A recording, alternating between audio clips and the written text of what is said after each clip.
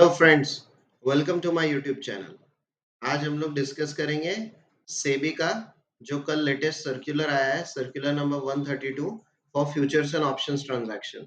ये जो सर्कुलर है बहुत ज्यादा ट्रेंड में चल रहा है और इसको लेके बहुत से मिसकंसेप्शंस भी हैं जो सोशल मीडिया पे बहुत वायरल हो रहे हैं।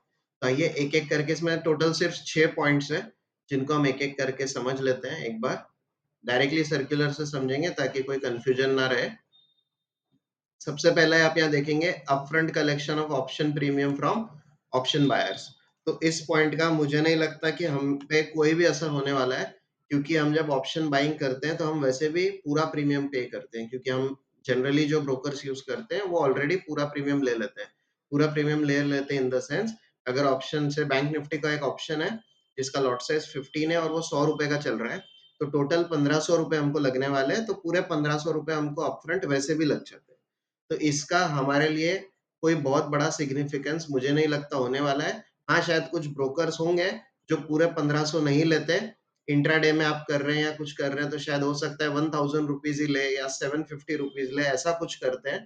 तो उन पे ये इफेक्ट होगा कि उनको पूरे 1500 रुपए देने पड़ेंगे। तो इसका बहुत ज्यादा इफेक्ट हमारे ऊपर नहीं है और ये 25 सॉरी 1 फरवरी 2025 से ये एप्लीकेबल होगा।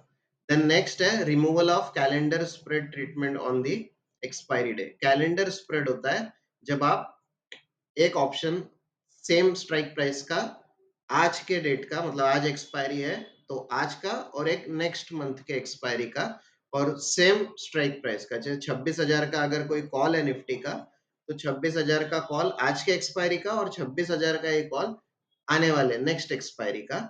इसमें लोग स्प्रेड बनाते थे on the day of expiry. तो जो लोग ये कैलेंडर स्प्रेड बनाते हैं वो अब ये नहीं बना सकेंगे, लेकिन जो नेकेड बाइंग सेलिंग करते हैं उनका इसमें कोई इफेक्ट, या इस क्लॉज का उन पे कोई इफेक्ट नहीं होने वाला है। इसका भी एप्लीकेबिलिटी 1 फरवरी 2025 से होगा। फिर जो तीसरा है intraday monitoring of position limits.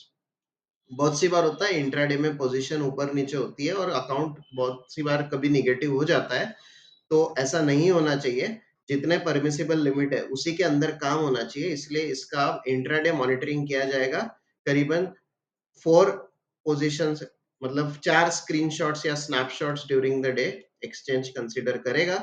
ठीक है, इसका भी बहुत ज्यादा इफेक्ट नहीं है, हमारे पोजीशंस निगेटिव जाते होंगे तो ही होने वाला है, इसका कोई बहुत बड़ा इफेक्ट नहीं है मार्केट में। तो दिस इज फ्रॉम April 1, 2025। मैं हमारे रिटेल ट्रेडर्स के पर्सपेक्टिव से बना रहा हूँ, तो हमको यहाँ पे इतना इसका कोई इफेक्ट नहीं होने वाला। देन नेक्स्ट है कि जो कॉन्ट्रैक्ट साइज बढ़ने वाली है। ओके, तो जो अभी करंट कॉन्ट्रैक्ट साइज है वो वैल्यू होती है 5 लाख से 10 लाख के बीच में। ये 2015 से ऐसी ही है, तो इसको बढ़ा के 15 से 20 लाख इसको करना है। अब इसका मतलब क्या है हम अच्छे से समझ लेते हैं। I just do one thing, कुछ लिख के बताते हैं यहाँ पे। देखिए, निफ्टी का लॉट साइज है 25 और से फॉर एग्जांपल निफ्टी चल रहा है 26,000 पे। ठीक है, तो ये कितना हो गया, ये करीबन हो गया 6.5 lakhs. 25,000 multiplied by 26, sorry 25 multiplied by 26,000, तो दिस इज 6.5 लैक्स। तो अभी जो कॉन्ट्रैक्ट साइज है वो है 6.5 लाख का। इसको बढ़ा के करेंगे 15 से 20 लाख, मतलब ये ऑलमोस्ट 3 टाइम्स हो जाएगा। ठीक है, तो अब क्या होगा, निफ्टी का रेट तो 26,000 ही है, ये तो बदलेगा नहीं।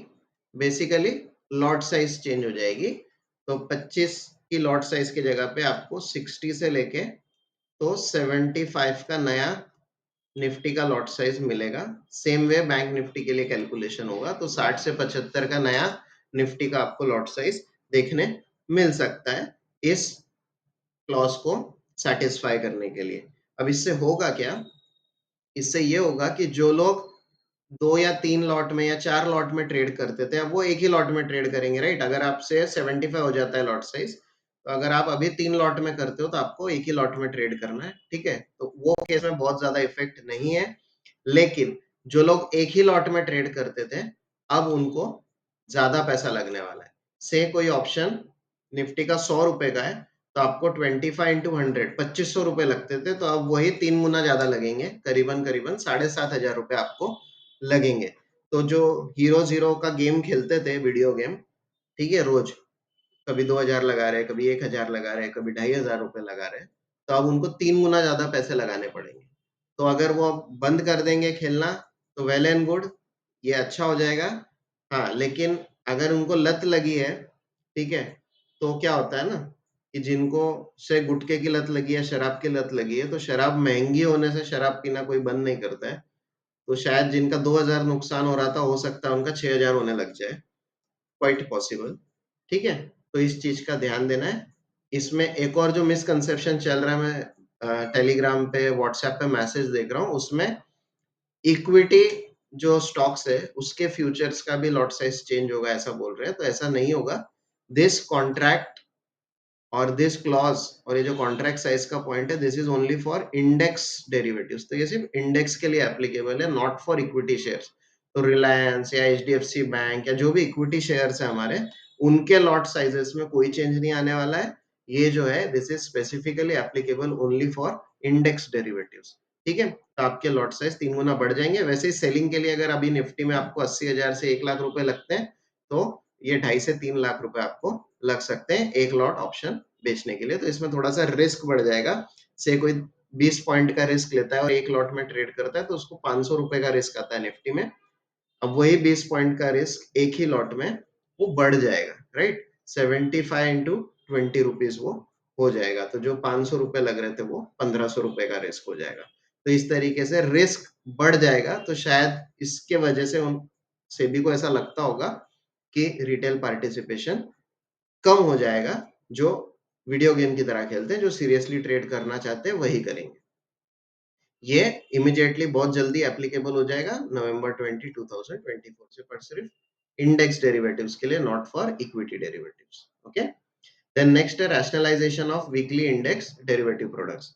इसमें क्या होता है, अभी रोज एक्सपायरी होती है। मंडे को मिड कैप की, ट्यूसडे को फिन निफ्टी, फिर Wednesday bank Nifty, Thursday Nifty, Friday Sensex. तो इस तरीके से रोज कोई ना कोई एक्सपायरी होती है, विच इज लार्जली स्पेक्यूलेटिव।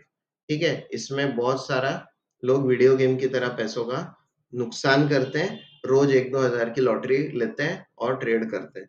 तो इसीलिए सेबी ने कहा कि दोनों एक्सचेंज, दो एक्सचेंज कौन से, एक बीएसई और एक एनएसई, दोनों एक्सचेंज को सिर्फ एक ही वीकली एक्सपायरी मिलेगी। मतलब या तो निफ्टी को वीकली एक्सपायर कर लो, या बैंक निफ्टी को वीकली एक्सपायर कर लो। उसके अलावा जो बाकी के जो दूसरे हैं, मिड कैप, फिन निफ्टी, ये कैसे होंगे, ये मंथली होंगे एक्सपायर। सेम वे बीएसई को बोला जाएगा कि आप या तो सेंसेक्स को वीकली एक्सपायरी दे दो, या बैंक एक्स को वीकली एक्सपायरी दे दो। बाकी जो है वो सब मंथली एक्सपायर होंगे। तो वो एनएसई और बीएसई के ऊपर है, वो कौन सा चूज करते हैं। वो अगर आपस में मिलके चूज करे, तो हो सकता है कि Nifty bank Nifty, sorry, NSE जो है वो बैंक निफ्टी चूज करे, और जो बीएसई है वो सेंसेक्स चूज करे, ताकि एक मेजर इंडेक्स को वीकली एक्सपायरी मिल जाए, और इधर बैंक निफ्टी को भी एक वीकली एक्सपायरी मिल जाए, क्योंकि बैंक निफ्टी में ज्यादा लोग ट्रेड करते हैं। तो अब वो एक्सचेंज के ऊपर शायद छोड़ा है इन्होंने। तो 20 नवंबर तक हमको समझ जाएगा कि कौन सा वीकली एक्सपायर होने वाला है और कौन सा मंथली एक्सपायर होना है। पर अब वीकली एक्सपायरी केवल एक ही बेंचमार्क इंडेक्स की होगी। And next is increase in tail risk coverage on the day of option expiry. तो क्या होता है, ऑप्शन एक्सपायरी के दिन जो लोग शॉर्ट करते हैं ऑप्शंस, है ना, उनका पोजीशन बहुत जल्दी और बहुत स्पीड में चेंज होता है, निगेटिव जाता है। ऐसा बहुत बार होता है, क्योंकि ऑप्शन में बहुत वाइल्ड मूव्स आते हैं एक्सपायरी वाले दिन। तो एक्सपायरी वाले दिन के लिए है ये सिर्फ एप्लीकेबल। उस दिन 2% एडिशनल मार्जिन रखना पड़ेगा जो लोग ऑप्शंस को शॉर्ट करते हैं। ठीक है, अगर 7 तारीख को एक्सपायरी है और बाकी एक्सपायरी 14, 21 और 28 को है, तो जो ऑप्शन 7 तारीख को एक्सपायर होंगे, उन ऑप्शंस में 7 तारीख के ही दिन आपको 2% एडिशनल मार्जिन रखना पड़ेगा। ये भी एप्लीकेबल हो रहा है 20 नवंबर 2024 में। तो ये 6 चीजें हैं। ये 3 तो 25 में एप्लीकेबल होगी, इसका बहुत ज्यादा इफेक्ट नहीं पड़ना है, अदर देन दैट जो कैलेंडर स्प्रेड करते हैं उनको। उसके अलावा जो 20 नवंबर से इमीडिएटली इफेक्ट होने वाला है, वो है कॉन्ट्रैक्ट साइज, लेकिन सिर्फ इंडेक्स डेरिवेटिव्स का। इक्विटी डेरिवेटिव्स के बारे में इसमें एटलीस्ट इस सर्कुलर में कुछ बोला नहीं गया है। Same way rationalisation of weekly index derivatives, क्योंकि इक्विटी के जो स्टॉक डेरिवेटिव्स है वो वैसे भी मंथली एक्सपायर होते हैं, तो जो वीकली एक्सपायरी है उसमें अब क्या होगा, बीएसई एक कॉन्ट्रैक्ट वीकली एक्सपायरी करेगी, बाकी सारे मंथली। सेम वे एनएसई एक वीकली एक्सपायरी करेगी, बाकी सारे मंथली। और एक्सपायरी वाले दिन जो ऑप्शन शॉर्ट करते हैं उनको 2% का ज्यादा मार्जिन लगेगा। तो ये था पूरा ये सर्कुलर में, ये जो सर्कुलर का डिटेल डिस्कशन था, इसमें जो भी कंफ्यूजन थे आपके दूर हो जाने चाहिए। अब कोई कंफ्यूजन इसमें बचा नहीं है, ठीक है। अच्छे से ट्रेड करना है, सीख के समझ के ट्रेड करिए तो कोई प्रॉब्लम नहीं है। लेकिन जो एक्सपायरी डे का ट्रेडिंग करते थे, ऑप्शन बाइंग करते थे, लॉट साइज बढ़ने की वजह से उनको अब ज्यादा पैसा लगने वाला है, कैपिटल ज्यादा लगने वाला है।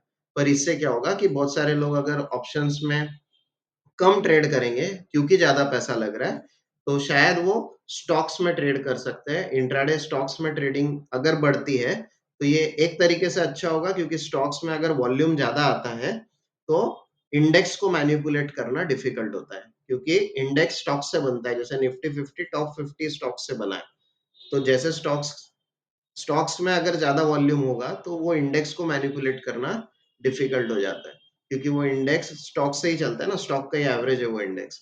तो शायद इसका फायदा हो, क्या होगा ये तो एप्लीकेबिलिटी के बाद ही समझेगा। पर ये जो सर्कुलर है ये शायद आपको अच्छे से समझ में आ गया होगा। तो मिलते हैं नेक्स्ट वीडियो में। अगर ये आपको हेल्पफुल लगा तो इसको अपने फ्रेंड्स एंड फैमिली के साथ शेयर कीजिए, हमारे चैनल को सब्सक्राइब कीजिए। आपके कुछ डाउट्स है तो कमेंट कीजिए, मैं कोशिश करूंगा जितना मुझे समझता है उस तरीके से आपको रिप्लाई दे सकूं। थैंक यू, जय हिंद।